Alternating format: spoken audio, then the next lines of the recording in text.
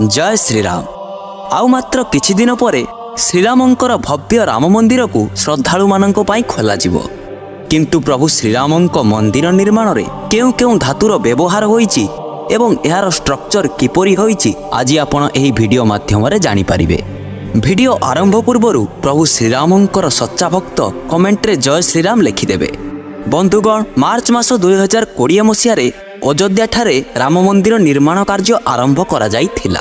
मंदिर निर्माण समय माटी तळु एक शिवलिंग एवं अनेक भग्न मूर्ति सह बड़ बड़ स्तंभ मिलिथिला। वर्तमानर राम मंदिर 360 फुट लंबा, 235 फुट चौड़ा एवं 161 फुट उच्चता विशिष्टर अटे, जहाँ 3टी महला विशिष्ट अटे एवं एथिरे 5टी मंडप यथा गृह मंडप, कीर्तन मंडप, नृत्य मंडप, रंग मंडप और प्रार्थना मंडप मध्य रहिछि एवं एथिसह एठारे एक घंट मध्य रहिछि, जहाँ 2100 किलो ओजनर हेबो एवं एही घंटर उच्चता 6 फुट एवं एहार ओसार 5 फुट विशिष्ट। एहार मूल्य 21 लाख टंका अटे। एही मंदिरटी 1600 कारीगरଙ୍କ द्वारा निर्माण करा जाइछि एवं एहा 21 जनवरी 2024 रे भक्त मानଙ୍କ ପାଇଁ खोला जिवो।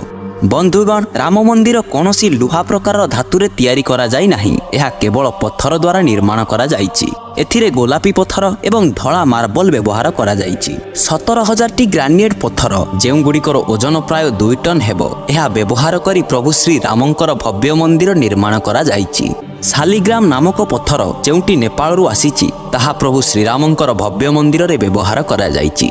प्रभु हनुमान आसुछंती एवं निज भगवान श्रीरामंकर मंदिर निरीक्षण करुछंती। हाँ बंधु, एहा मु कहूनी, एहा से अयोध्या मंदिर रे काम करुथबा लोक माने कहउछंती। तेबे कोन सतरे प्रभु हनुमान निज आराध्य श्री रामंकर मंदिर निरीक्षण करिया पई आसुछंती? आसंतु एही वीडियो माध्यम रे जानि। नमस्कार बंधुगण, राम मंदिर निर्माण पाई 1200 स्तंभर एक ड्राइंग प्रस्तुत करागला एवं एहा परे अमेरिकार जंत्री को डाकी प्रभु श्री रामंकर मंदिर को एक भव्य रूप देवा पाई कुहागला। बंधुगण, एहा परे से जंत्री जनक राम मंदिर निर्माण करिया पाई आसिले, किंतु से आसिला बेले देखिले कि मंदिर परिसर रे एक एपरी जगह थिला जहाँ ऊपर को बहुत नरम लागुथला एवं से संगे संगे सेठारे कार्यरत लोक माननकु डाकिले एवं से स्थान को खोलिया पाई कहिले। बंधुगण, जेतेबेले से स्थानटी खोला गला, से स्थान रु जहाँ बाहरिला ताहा देखि समस्तंकर होश उड़ीगला।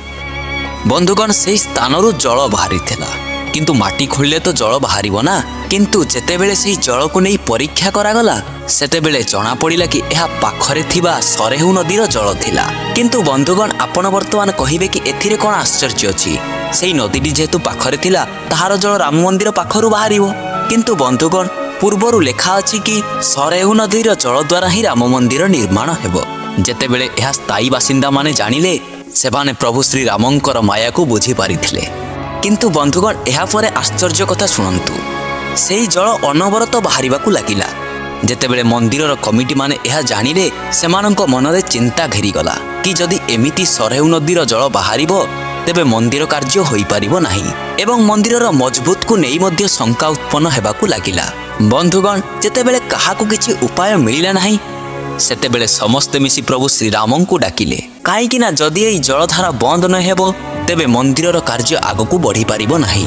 बंधुगण, एहार परदिन किछि एमिति घटना हेला जहाँ शुणी समस्ते आश्चर्य होइगले। ता परदिन जेतेबेले राम मंदिर निर्माण कार्य आरंभ होला, सेतेबेले सरेहु नदीर जल आउ बाहरिला नाही। एहा देखि सेठाकार लोक प्रभु श्री रामं को नमन करिले एवं एहा परे श्री रामंकर मंदिरर कार्य जोर सोरे आरंभ होइगला। बंधुगण, वर्तमान आपणक मनरे एक प्रश्न उंकी मारुथबो कि एहा पूर्वरु जे राम मंदिर थिला ता वास्तव रे किपरि देखा जाउथला, जहाकु बाबर भांगी बाबर मस्जिद तैयारी करिथिला। सेही मंदिर निर्माण किए करिथिले? बंधुगण, एहा वास्तव रे एक रहस्यमय कथा अटे। एही विषय ना आजि जाए किए कथा होईची ना कि एही विषय आपनकु जणाइछि। किंतु बंधुगण, आज आमे आपनकु सेही विषय कहिबु कि पौराणिक काल रे किए राम मंदिर निर्माण करिथिले। भगवान श्री रामंकर भूमि अयोध्या हजार हजार महापुरुषंकर कर्मभूमि रही सारिछि। एही पवित्र भूमि हिंदुंक पई बहुत महत्वपूर्ण अटे। एठारे प्रभु श्री रामंकर जन्म होइथिला।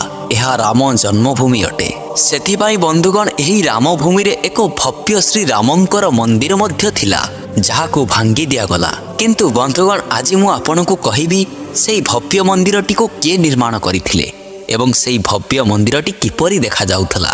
ବନ୍ଧୁଗଣ ଶାସ୍ତ୍ରରୁ ଜଣାପଡ଼େ କି ଭଗବାନ ଶ୍ରୀରାମଙ୍କର ଜନ୍ମ 5000 ଖ୍ରୀଷ୍ଟ ପୂର୍ବରୁ ହୋଇଥିଲା ଏବଂ ତାଙ୍କର ଜନ୍ମ ଚୈତ୍ର ମାସ ନବମୀ ତିଥିରେ ହୋଇଥିଲା, ଯାହାକୁ ଆମେ ରାମନବମୀ ଭାବରେ ପାଳନ କରୁଛେ।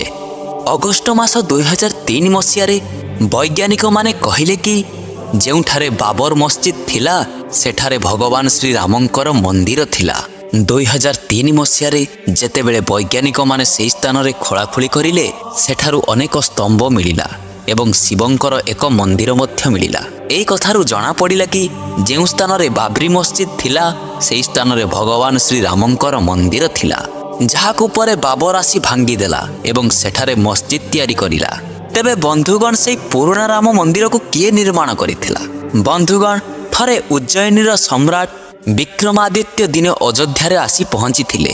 ବିକ୍ରମାଦିତ୍ୟ ଏହି ଭୂମିରେ ଅନେକ ଚମତ୍କାର ଅନୁଭବ କରିଥିଲେ। ଏହାପରେ ସେ ଆଖପାଖରେ ଥିବା ଯୋଗୀମାନଙ୍କୁ ଡାକି ପଚାରିଲେ ଏବଂ ସେଠାରୁ ସେ ଜାଣିବାକୁ ପାଇଲେ କି ଏହା ପ୍ରଭୁ ଭଗବାନ ଶ୍ରୀରାମଙ୍କର ଜନ୍ମଭୂମି ଅଟେ ଏବଂ ଏହାପରେ ସେ ସେହି ସାଧୁସନ୍ତଙ୍କର ସାହାଯ୍ୟରେ ସେଠାରେ ଏକ ଭବ୍ୟ ମନ୍ଦିର ତିଆରି କରିଥିଲେ, ଯାହା ପ୍ରଭୁ ଶ୍ରୀରାମଙ୍କର ଅଟେ।